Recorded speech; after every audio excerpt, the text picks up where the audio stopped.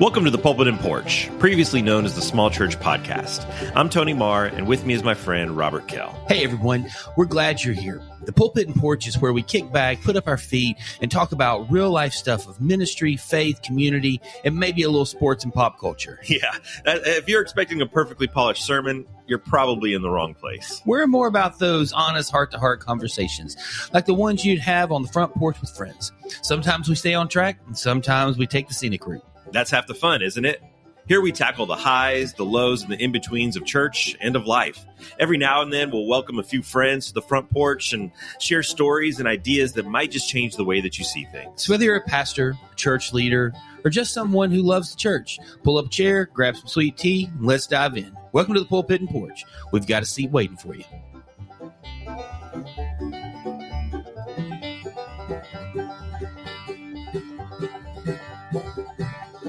I cannot get over how Southern you sound in that I'm telling intro. you, man, it's me. Welcome home. You throw a little banjo in there. It's just my life. Out. Yeah, and so it happens more than I probably realize it does.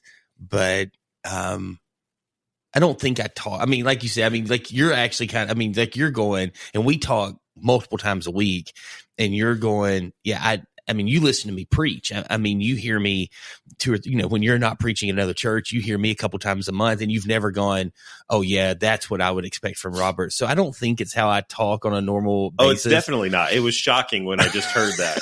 Like, wow, who is that guy? I told you when we did that, I was like, man, there's some deep Alabama roots. Throw a little bluegrass, and your true self comes out. Yeah, something like that. So. Hey, we're in your speaking of culture and areas and weather, we're in your favorite season of the year in Northeast Tennessee. 22 is my favorite number. It was my number for sports playing. 22 is not my favorite number when it's what the temperature is outside. I think I got out of the van this morning and I said, we're in our Taylor Swift era of weather. And it was rough. I've been giving the speech to my boys of and maybe my wife as well. But, hey, this weather's cold. We got a pretty good covering of snow. I mean, it was a couple 3 inches where we live. It wasn't like it was a foot, but we got a decent covering of snow and roads were slick. And you and I had a meeting. And when I was driving to where that was, there were several accidents along the road. Yeah. So I told my boys, hey, one, I hope it's not you. I mean, and having a full tank or not won't matter if you're in an accident. But when there's accidents, traffic can get backed up. This is a season, a time of life where we don't need to have less than half tank of gas. And so trying to be a good model of the things that I say to my boys, I went to put gas in this morning. And I was standing there going, this is stupid. I should have waited till it was like 45 degrees later today to do that. But yeah, it's cold. I had to walk into my barn last night. We have a barn down at the end of our property where our well pump is. Those are good things. Because we're out in the middle of the country. We're on a well here. We don't have running water like the normal people in the city. We're on a well pump. And our well will freeze up. Yep. And so we have heat lamps that shine, heat bulbs that shine on our well pump to keep it warm. And this cold kind of came out of nowhere a couple nights ago. And, we'd been hovering in the mid 30s for the last couple of weeks overnight, but then it just plummeted into the teens. And I panicked and thought, we're going to lose water, because it happens all the time. But you have to understand, Robert, that we have had studios approach us wanting to use our barn as the main set for a horror movie. Universal beats down our door all the time because it is just, this place is treacherous. I thought you were serious for a minute. And then because I haven't been in the barn. You don't want to go in the barn. And so the barn, we had a storm about a year ago that curled up the metal roofing on the barn. Typical red barnwood with green metal roof like you see in all the Thomas Kincaid pictures. And it just kind of peeled it back like you're peeling back a tuna can. And so the well room inside of our barn, there's a room that is blocked off that has a bathroom, full bathroom in it, shower, everything, sink, toilet. And then the well pump sits back there. At one point in time, This was a really nice barn and a really nice facility that was taking place in there. That was a long, long time in the past. And now it's a environmental hazard, our barn. Okay. Not to mention, because it's been abandoned for so long, all of the animals that live in there, they've taken up permanent residence in that place. And some of them make really loud, mean sounds in the middle of the night. And so when I have to go in there to check and ensure that our heat bulbs are still shining on our water pump so that we don't lose water to our house, it's a dilemma. Like, do I really want to go in there, or would it be better just to wait till it thaws out in the summer? Because we can last for a while without running water in this house. My wife said she wanted running water. And so I layered up and got my gun on my holster in one hand and a big hunting knife on the other in case I encounter any bears in the barn. And then had the bulb in the other hand. And so I've got knife in this hand, flashlight in my mouth, and bulb in this hand. And I venture into the barn. And I changed our bulbs last night. I did it. I accomplished the task. I don't Would you like the payoff to that story? I don't even know what to say. That's a lot. But I do understand the well thing. Growing up, I mean, I grew up in Alabama and we had town water. But when we moved to Virginia, we had a well. Well, Virginia doesn't have running water. Amazingly enough, after I graduated, they brought running water through. They brought all that in. They brought town water through. But yeah, and those things never, like the pump on those never goes out when it's 85 in the fall, 75 in the spring. It goes out when it's -4, 2 feet of snow, and you got to go out there, and your dad's not very happy, and you're the only other boy in the house, and you're out there digging and shoveling. And ours, we're not a video show. Our barn is far away from our house. It is. And so at 1 a.m, when you've got a problem and you have teenagers who like to shower at 1 a.m. and they're complaining that there's no water, and so you have to get out of bed at 1 o'clock in the morning when it's -48 degrees outside. At 1 a.m, if they want to shower, they can go change the bulbs. You don't know my kids very well. They can wait till 6 a.m. They're not doing that. But needless to say, sorry, I'm saying my kids, not yours. You're a better dad than I am. All of that to say, the Pulpit and Porch is not on the porch this morning. We are inside in the warmth. Yeah, we're supposed to get to 45, but right now it is 22. It is cold. So yeah, go ahead. No, you go. How was Thanksgiving? Thanksgiving was great. Yeah, we had family in from Baltimore, which is even colder there, believe it or not, than it is here in East Tennessee, those northerners. And it was really good. We did not go to Dollywood on Black Friday like we've done in the years past. I heard it was pretty crazy down there. My oldest daughter had her wisdom teeth removed on Wednesday. So Amanda and I drove up to Chattanooga, where she lives, picked her up and drove her home so that she could be home for Thanksgiving. We did that on Wednesday.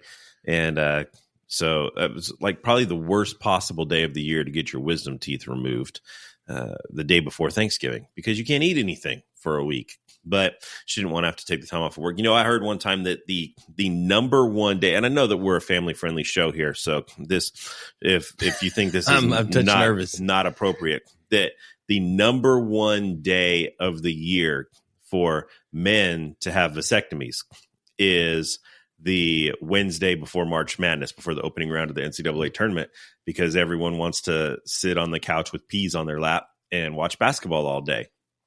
And the number one day to get your wisdom teeth removed should not be the day before Thanksgiving. No, I would say that's a pretty terrible day, actually. But yeah, my son, one of my kids has got to get theirs removed. And so we're trying to figure that out. And so we've got a consultation coming up, but he's gone. I mean, all summer. And I mean, he's travels a lot and does things, and he's in school. And so he's trying to figure out how to work all this out. But when I was in high school, our church did every Thanksgiving morning, we did a flag football game. that started at like 8 a.m. Thanksgiving morning, called it the Turkey Bowl. And we would all put our socks on our belts and go out and play football. And I think it was my sophomore year of high school that I was out and I was showing off my athleticism on the frozen tundra in Vegas, where it was like 84 degrees. Yeah, it was, but it was rough, man. It was cold. It was cold. It was cold 84. Gloves. It was a cold 84. Mittens on. Hard to catch a football with mittens on. But I ran an out route, and the girl who was my girlfriend at the time thought that she was going to guard me, and I caught the ball and turned, and she laid me out. Absolutely laid. I woke up and people were standing around me, and her head had gone into my mouth and my tooth went through my lip. This is Thanksgiving morning.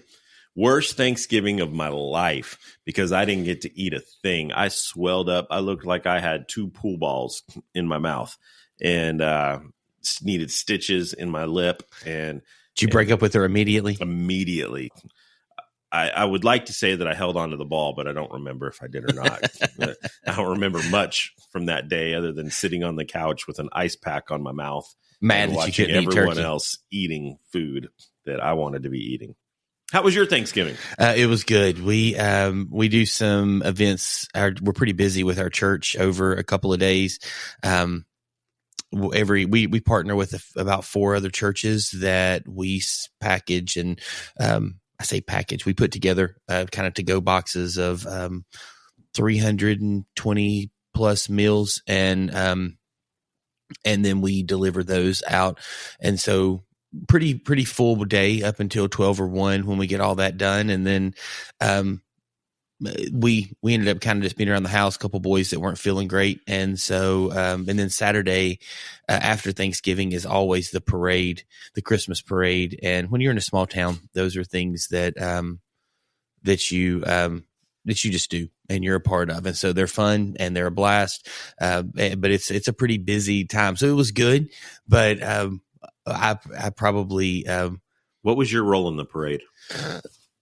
This year, because I'm still a year out, I'm still trying to get my foot healthy enough to walk and do those types of heavy poundings.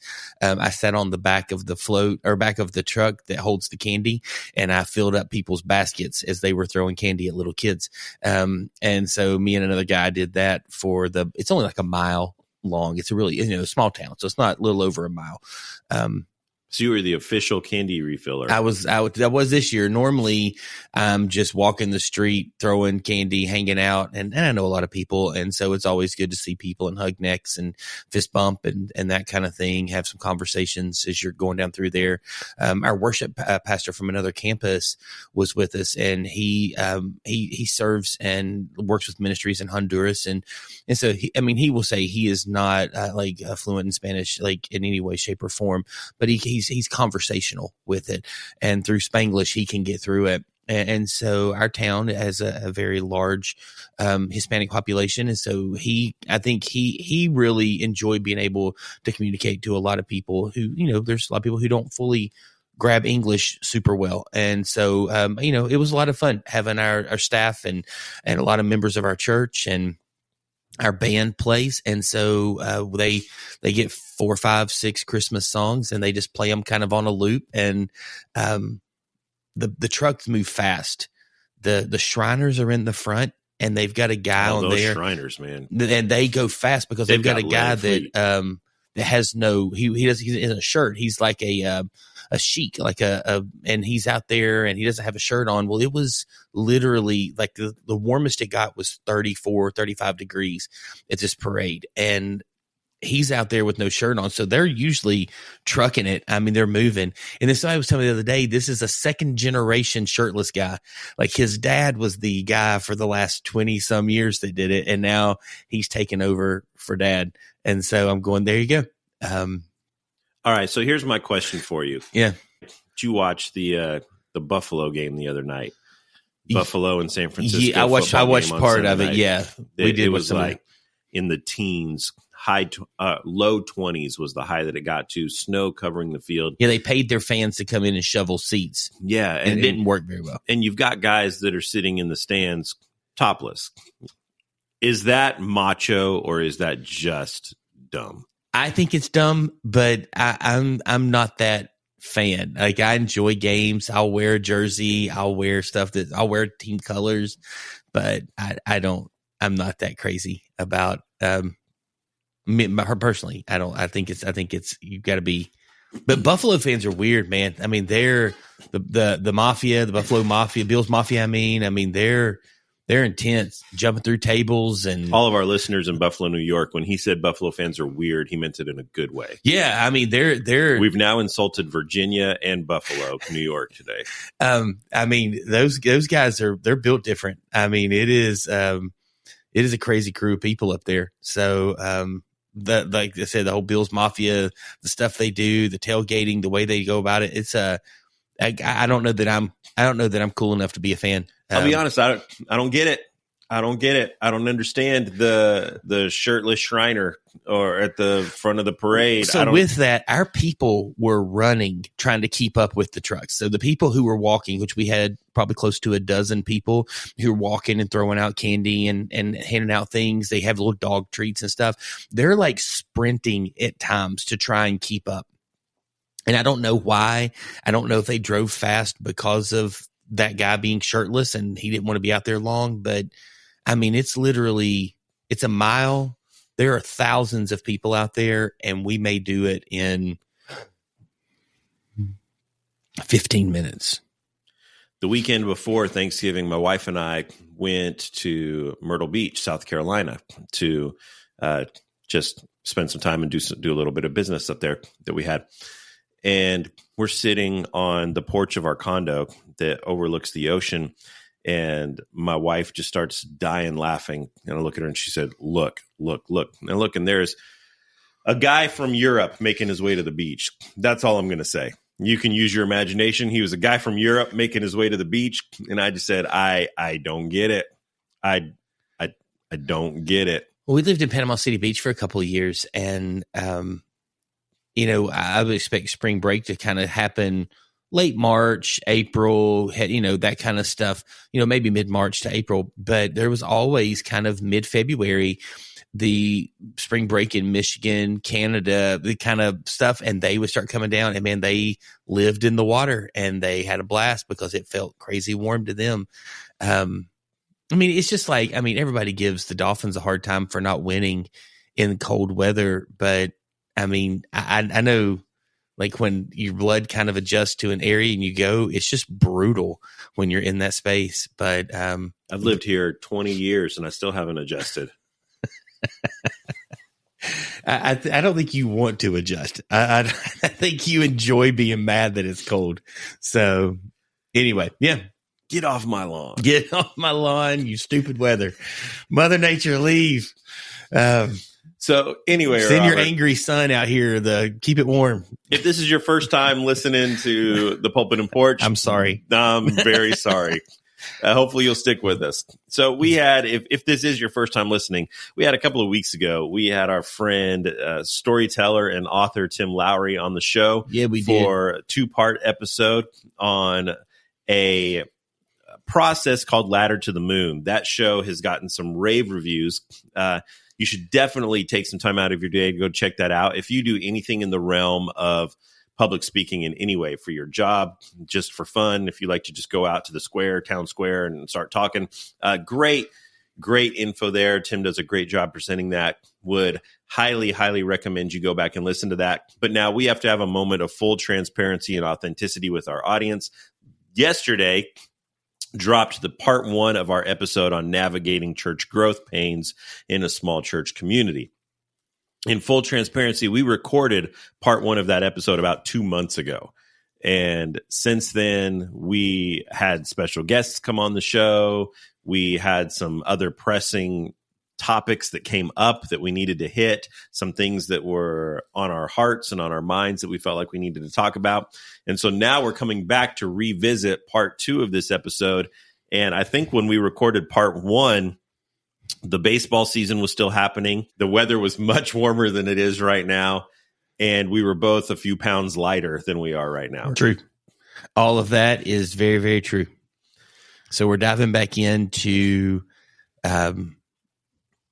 to a good conversation about navigating growth pains in a small community. And yeah, I mean, and I live this every day, just because everybody, it's a very, your favorite sitcom. We did this in the last episode. It's everybody knows your name, and it doesn't take long, even with new people moving in, for opinions and thoughts and ideas to be formed, because in a small town, you just get to know enough people quickly enough that it starts to set mentality. So how do you navigate? How do you work through some of those things? And I think that's kind of where we were. I know you were going to recap a touch, but yeah, and we've talked off air, even just this morning, about how quickly things can change. That you can go from being a small church, a small organization, a small podcast, to overnight something happens, you go viral, something takes off, and before you know it, you've got the excitement of growth, but you've also got the opportunities that need to be managed with strategy.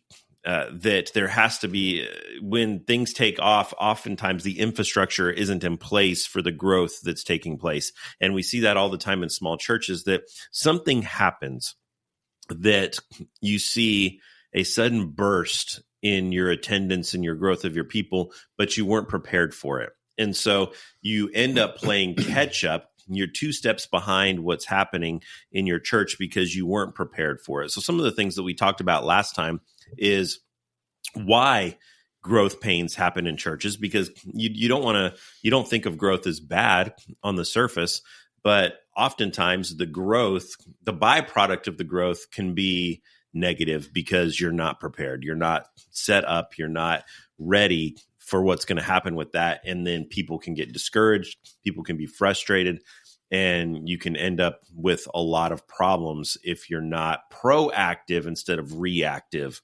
to the growth that's taking place in your church. And we've mentioned this book before, but It by Craig Groeschel. If you get it and don't know how you got it, you can lose it and you won't know how to get it back. And it's that's a great book, especially if you're in a small church or you're starting to see some things happen. 20 years old and still really relevant today. Really relevant. And so I think that it's one of those things of like, what is it there? And I was talking with a friend the other day, and he was just saying, I've got 20 new faces over the last 3 to 4 weeks at my church, and our attendance hasn't moved up one notch. And we were talking about why. And because, I see some of those same tensions and struggles, and I see tons of new faces, but in this world where people are attending church less, you get 4 weeks, 13 times a year, every year, 13 times a year, you get 4 Sundays. And we have people who come once every 4 weeks, 13 times a year, and we are their church. They don't ever go anywhere else, but between work, between life, travel, sports, all the things that happen, they're at church 13 times a year, and we're their church home, and we're the only spiritual leadership, encouragement, equipping of the ministry for the work. We're the only people doing that, the only place they're getting it. And I think it's hard a lot of times to build and to help and to grow things in a way that that sometimes I think it's very easy for something to start to happen and you go, I don't know how we got here. Because it's like there's moments you just feel like you're in the deep. You walked into the deep end. I was a little kid. I walked in. I thought it was a shallow end. I walked into the deep end of the pool, and thankfully an older kid saw me and pulled me out. And there's moments where you're just flailing and you're hoping that something catches and something pulls you out of the deep end. And when it does, if you don't have a clue what the one thing was, if you don't know, hey, that was that 16-year-old kid who saw that I made a mistake and pulled me out of the pool. If you're not able to pinpoint, you're really going to have a hard time capturing the kind of the leading of the Holy Spirit that worked in that moment, the magic that was there, and being able to continue that effectively. Yeah. And so hopefully for some of you out there, this episode and our episode last week can be that 16-year-old kid that pulls you out of the pool. If you feel like you're struggling to tread water, keep your head above water right now. Last week we talked about in our episode, we talked about why growth pains occur in small churches. And some of the things that we discussed is that when you're experiencing growth, that puts stresses on your space, on your budget, on your volunteer capacity, that those resources can often feel stretched when there wasn't appropriate planning, that there are huge relational shifts that take place when you see growth. I think one of the things that I hadn't really thought about before is if you're one of those people who comes 13 times a year and you made a great point in saying that if you're that person, you're really there once every like 8 weeks. If you really look at the bookends. An analogy I used with you the other day is if you've got somebody who comes in and they're starting to feel disconnected and things, and they come once every 8, they're there once, they come twice in an 8-week period. So they're there once every 7 weeks. And my analogy to you was I'm a Cowboys fan. And if I only watch once every 7 weeks or, once every, and I see Dak play, and I don't really pay a ton of attention to what's happening Dak to the Prescott, Cowboys quarterback for those who aren't sports fans. And if I watch Dak play and he has a really good day, and all I've ever heard is people going, man, he's terrible. If we got rid of him, we'd be so much better. I might go, people are crazy. This is the best quarterback I've seen play since Troy Aikman or Roger Staubach or whatever. But never going to think that about Dak Prescott. No, they're not. But if you're if you're a person, and again, man, there are people, and there might be somebody listening to this that literally they work a ton and they're watching your church online. They're very invested. I'm not saying anything, but like if it's somebody who is loosely, we both know which just bothers you way more than it bothers me, very kind of loosely connected sports fans that aren't like as committed to their team as you would want them to be. If this is somebody who's just really kind of loosely like, I go to church when I can, there's nothing else going on Sunday. And if you show up, if I watch them, Dak has a terrible day, I might be going, if we got rid of him, we'd be so much better. But he won the other 6 games that I didn't see him play. And I think that's the hard thing is when people come in and they're not connected, they're not in community. They're not serving.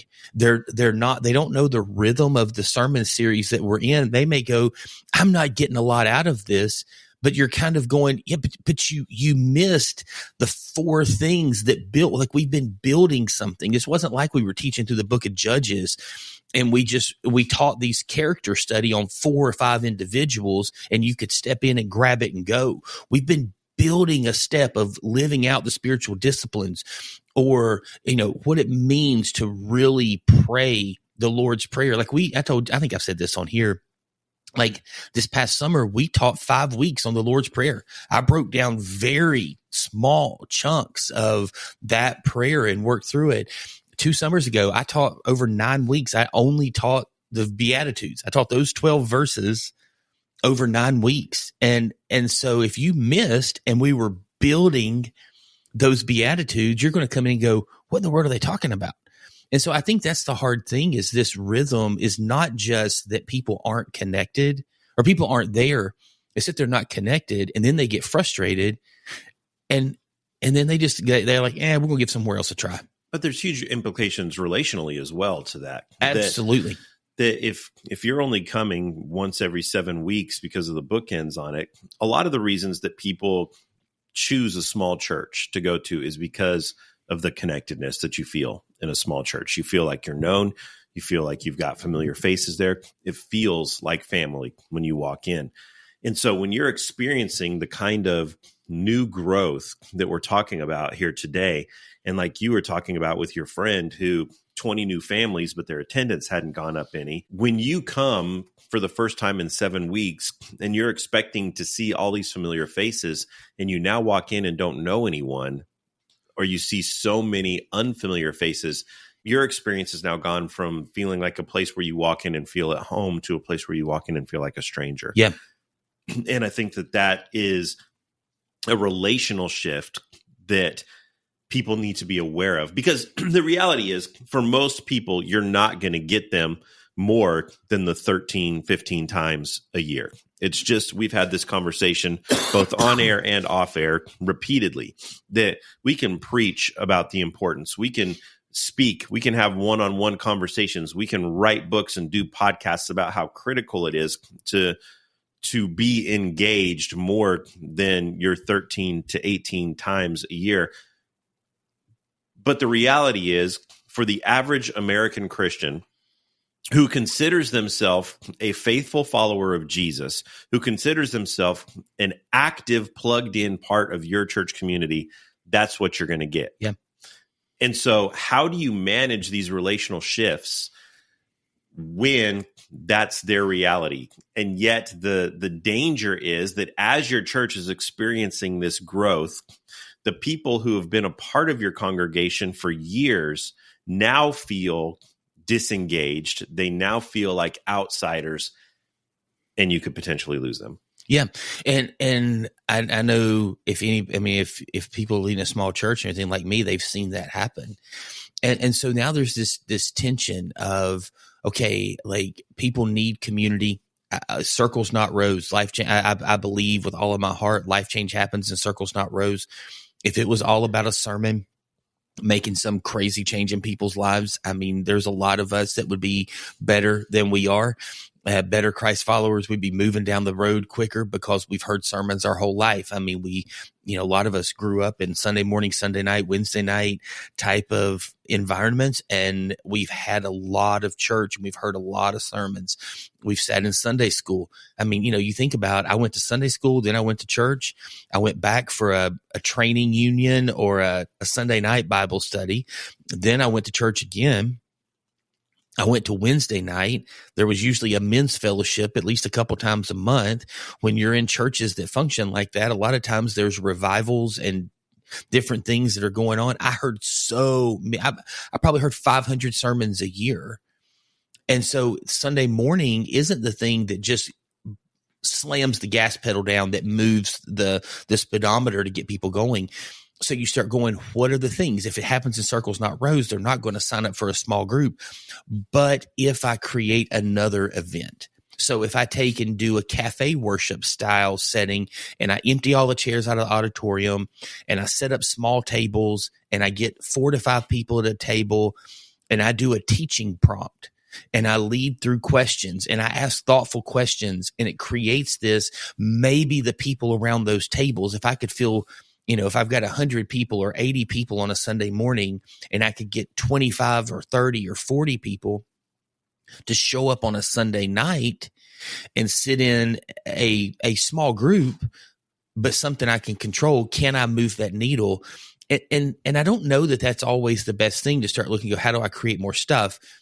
But I'm not a big potluck fan. But in 2025, we're doing 4 potlucks. We've got them scheduled. They're very thoughtful. Do you not like casserole? I do not. I'm not a monster casserole fan, and I'm not a big fan of eating like food that I don't know who cooked it. It's just, yeah. I mean, I don't love eating out a lot of time. I mean, like, I will eat out, and I have to some, just like everybody else in the world. But I'd much rather my wife just cook food, and, I miss my mom. I'd rather my mom, my wife, kind of cook food, and I can just eat things that I know. I enjoy going to my sister's houses. I trust them in that space. Do we need to explore this a little bit more? Maybe dive deep into this. Maybe. I mean, it's this is one of those moments. Like, if I would have been around in the days of really, your dad and Bruce in their heyday, they'd have me on a couch right now talking through some really heavy things. And I would be a breakout podcast of the psychological breakdown of a crazy pastor. What you have is called deepnophobia. Deepnophobia. It's a form of a social anxiety disorder manifesting as the fear of eating out. Yeah. So, I just don't think about it when I go, and I just have to try and eat and go from there. But we're doing some things like that to create some community. I've told the people that are helping plan this, they really wanted to create a committee and do all this stuff. And I'm like, we don't create committees. Hey, just to let you know, as I'm sitting here researching deepnophobia, This is not an eating disorder that you have. No, it's a social anxiety disorder. No, I'm terribly socially awkward. Yeah. Which is hilarious that's where that would come into. But we didn't create a committee. I said, but I'm about community. So we created this community engagement team that is going to help drive and foster community through a couple of events this year. Like I said, we're going to do 4 of these things. A couple of them are wrapped around some very specific events that we were going to do anyway. So we've just added food to it. And there are some things that we're looking at doing because that's the struggle is you lose community in this space. Now, here's the thing. It could be a total flop. And we might end up sitting there because, people don't cook as much anymore. So 3 people are going to bring a casserole and 2 people are going to bring a Little Caesars pizza.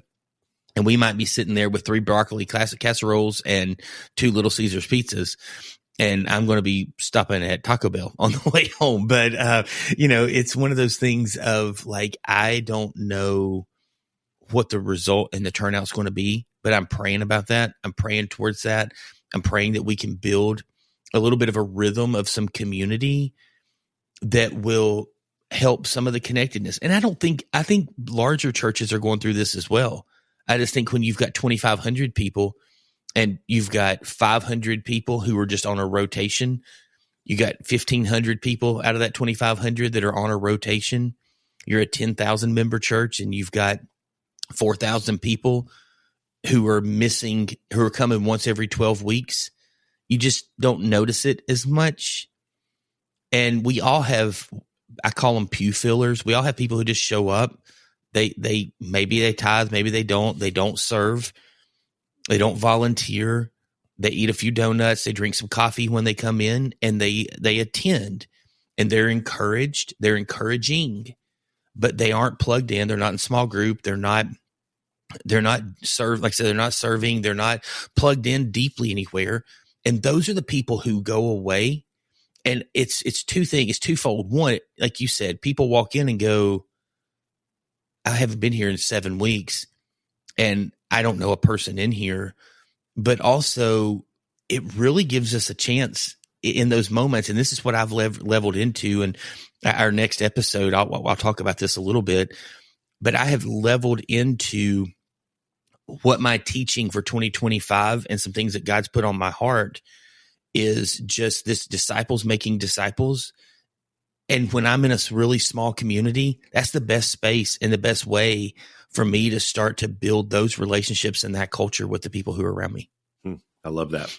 So let's shift a little bit now. We talked in our last episode about the stages of church growth and some of the issues, the pitfalls to watch out for in each of those stages. Now let's shift to some practical tips for managing growth in smaller churches. What, Robert, are some practical steps that you think a small church leader can take as they're seeing these shifts take place? They've seen a burst of growth, numerically, spiritually, however you want to label that. What are some practical steps that a church can take to accommodate growth without losing their identity? If you remember, we talked a lot in the last episode about how one of the biggest pitfalls to watch out for when you're experiencing growth is a loss of your identity as a church, that you can quickly lose track of your mission, your vision, your values, your DNA, who you are. And so what are some things that you've seen, that you've experienced, some practical steps that a church leader can take when they're experiencing the excitement of growth without losing their identity? So something you talk about a lot, and I'll say I've got three thoughts, and then you can unpack this one a little more, is you talk about keeping the vision in front of the people, constantly sharing, hey, you've got 4 values, you've got 2 values, you've got, 3, whatever that is, 17 values, whatever you've got. Constantly keep those things in front of your people, make them a part of your sermon, make them a part of your announcement time, to where people are hearing, hey, we're a church that's generous. Hey, we're a church that's a disciple-making church. Hey, we're a church that, you're stepping into these things. How do we love others? How do we love God? And how do we make disciples? Whatever the rhythm is. The other two things that I would say, and I'm learning this at a lightning speed right now at a new level. It's things I've known, but I'm learning it at a very different like clip and pace right now. One is, I don't know how you label them at your church, but like deacons, elders, that crew really has to be bought in to that vision, mission, values. And those are your people. If you're going to be investing in, for the most part, like the people who are going to be disciples that make disciples, if you value 1, 2, 3, 4, 5, whatever number of people that are going to sit in a circle with you once a month at a leadership meeting, if you value people in that space, and I would probably cap two things in this. I would put people that if you could pay them, you would hire them as staff, and people who are high level leadership. And that's why I probably said leadership team instead of just deacons. So if you have somebody who functions as a family pastor for you, as a worship pastor for you, they need to be in that loop. And that's where you need to invest your time, because when those people rotate off of that leadership team, their 3 years or whatever is up as a deacon and they're going to take a break, they're still going to be in that church. And if you don't have that culture in them, they will become the people who come once every 4 weeks. They'll become the people who aren't building the teams and things that are there. The other thing I would say is start to hand things off now to people who care about them, that need to get done, but you don't need to be doing them. And give them ownership and let them feel like that they run the world with that area. Easy things that I guess I'm talking about with this are, like your welcome team, opening and closing doors, handing out. We have an information desk, and we have mugs that we give away, or we have different sometimes things that go with our sermon series, or if we're helping you get checked into children's ministry. All of those things, very easy jobs, but you need somebody who wants to schedule that in planning center every week. You need somebody who wants to love that crew of people, because that's 2 steps away from you, and you cannot care for 80 people in your church. You can do it with 20. You cannot do it with 80. So your coffee team, your children's ministry workers, you need someone, and I put that person in a staff role. But if they're not at that level yet, whoever's overseeing your children's ministry, that's who you spend time with. And they spend time with the 12 people who rotate throughout a month that are working and serving in nursery, preschool, children's ministry. And so those 3 things, keep the vision in front of your people. Your people that you're discipling are your key leaders. And you need to make sure that it's not just that they understand, but they are doubled down on the vision, mission, and values. And of course, if your vision, mission, and values don't align with Scripture, if they're not about being disciples that make disciples, it really doesn't matter what you're telling people. You're just going to build a church that's off kilter a little bit. And then, excuse me. And then you've got to get people to start filling roles of things. You can't be the person who makes coffee. I make a pot of coffee every week when I show up, not because there's not somebody coming. We have to plug our coffee pot in. It has to warm up. It's one of those bun things. But myself, the worship team, our children's ministry staff, people are showing up early, and we all want a cup of coffee. So I go in, and it is one thing that I do to serve our worship pastor, my kid who's in the band, our sound guys, our children's ministry team that's there early. I just make one pot of coffee, and I make sure the coffee pot's plugged in so people have it. So those 3 things, but I think the vision, mission, I know you have some other stuff, but that keeping things in front of your people is something you say a lot and remind me of. Yeah, I think that is critical, because that's something that you do have control over. Yeah. There are things when it comes to experiencing growth that you don't have control over. A lot of times you don't have control over your space. Your space is what your space is. And the potential for new space, expansion of space is oftentimes such a long process that it can't keep pace with the growth that you're experiencing. And so that's something that oftentimes is out of your control. A lot of times, volunteers and help, manpower is out of your control. Yep. You can do everything in your power to recruit, train, encourage people to be there to make the coffee, to be there to serve as greeters, to serve in your different ministry capacities. You can't force people to do it. No. It doesn't matter how much your church grows, that there's the potential there for that to be an issue and for that to be a problem. What you do have control over is your church's values. And that is something that I'm amazed at the number of churches, and not to offend anybody, but I'm sure we have a lot of our listeners right now that if you were to say right now, quickly, grab a piece of paper off of your desk, grab a notepad out of your glove box, pull over to the side of the road, and jot down for me your church's core values that have been identified, that have been established and identified and spoken. How many churches could not do that? That they just don't have it. Now, you could say, here are the things that we value, but your core values that everyone who would call themselves a member of your church, a regular involved attender of your church, they know what those are.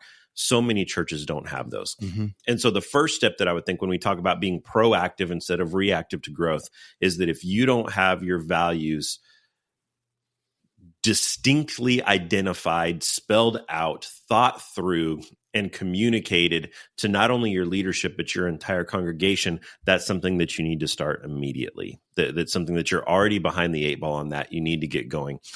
And so you have to know who you are. You have to know what your values are. And then we've talked about this before on the show.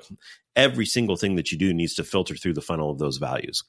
So if your values are, we're a church that fosters community, we're a church that equips families. If those are 2 of your core values, we're a church that prays, we're a church that worships freely, whatever. There are a myriad of values that you could have.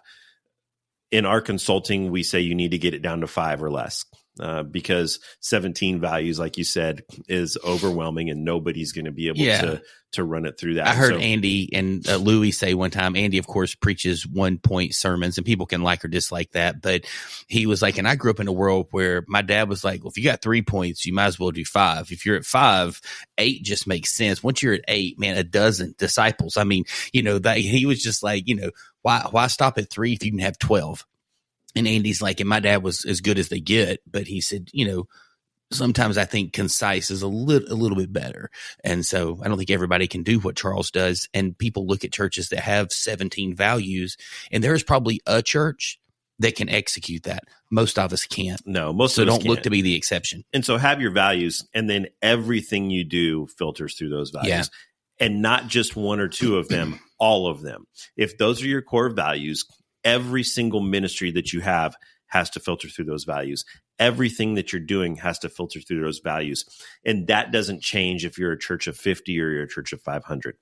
And so that is something that you can control. And so as you're seeing your church grow, did your values change? If your values changed as your church grew, then you need to get your leadership team together and talk through that. Hopefully your values didn't change as your church grew. And so if your values don't change as more people are coming into your church, everything you do still filters through that same funnel of your core values. And what you're doing maybe practically changes, maybe structurally changes, but philosophically, it doesn't change at all. Well, and something I would say here, if you're listening to this and you're going, man, this is really a space that I could use some help. Higher Ministries that sponsors this podcast provides some. The 2025 is going to be an interesting year, and there's going to be some opportunities for you to kind of kick off 2025 in a way where you can start to process these types of things and go through. And so I'm sure, like, I know every week you can go to higherministries.com, but I know that Tony puts things in the notes and stuff like that as well. So click on the notes, reach out, shoot an email, say, hey, I'd love to kind of know 2025, what do you got coming up? Is it a Zoom call? If I'm local, is it something I can attend in person? Some ways that you can connect to.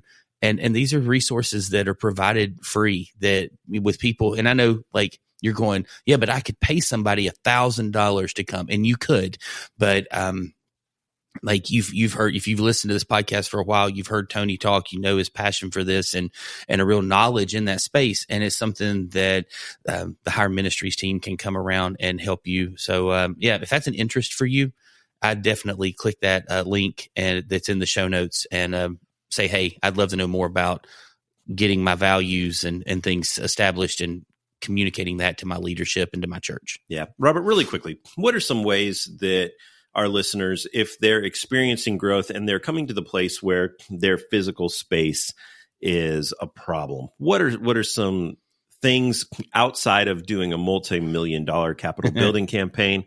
What are some things that churches can do, leaders can do to help with that growing pain of physical space? So a couple of these may not be ideal, but sometimes it works.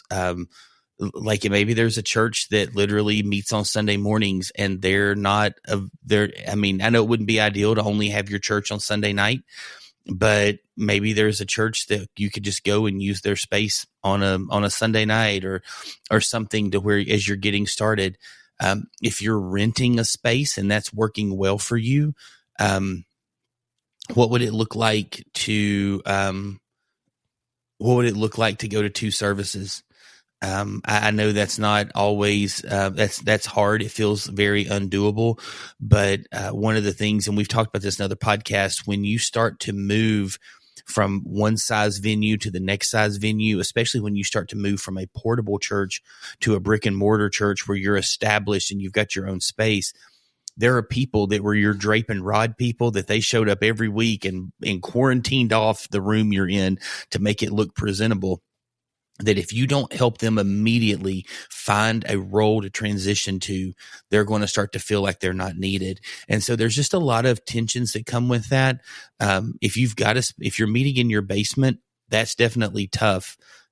Used to, Tony, when we were younger, people were starting to look at movie theaters and those aren't really options as much anymore. Schools have really, unless you're in a really small town or a very, I want to say conservative town, potentially, like you might have a really hard time getting into a school and meeting in their cafeteria or in their auditorium. Like the church I'm at met at a school and we met in the band room for a long time. And then we went to the auditorium when we needed a little bit bigger space.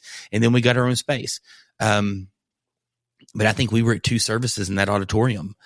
So I think those are some options. Yeah. One thing I've seen small churches do, traditional churches do, that has worked really well, that people a lot smarter than you or I have studied. That's low hanging fruit for me. Church growth and statistics and people flow and all of that.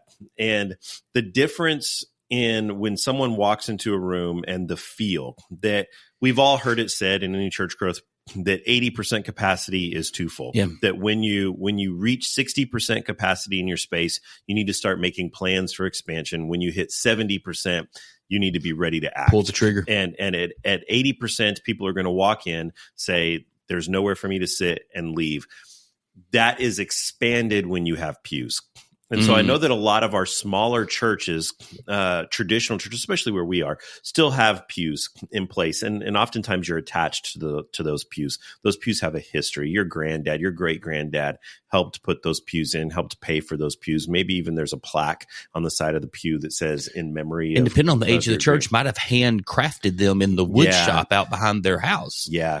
But one of the things that I've actually seen several studies done on this is that with a pew, that number really drops to about 65, 70% because people spread out. Ladies put their purses down. You've got your Bible, your water bottle, your keys that are all spread out.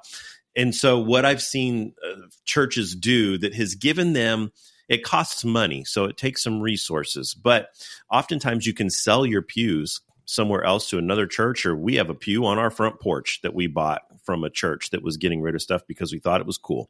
And so there are ways to make some money, but remove your pews, put in chairs, because now you can get up to that 70, 80% capacity that helps alleviate some of that. Just a small practical thing. I know it's for some of you, that might be a major, major step to get rid of pews and go to chairs.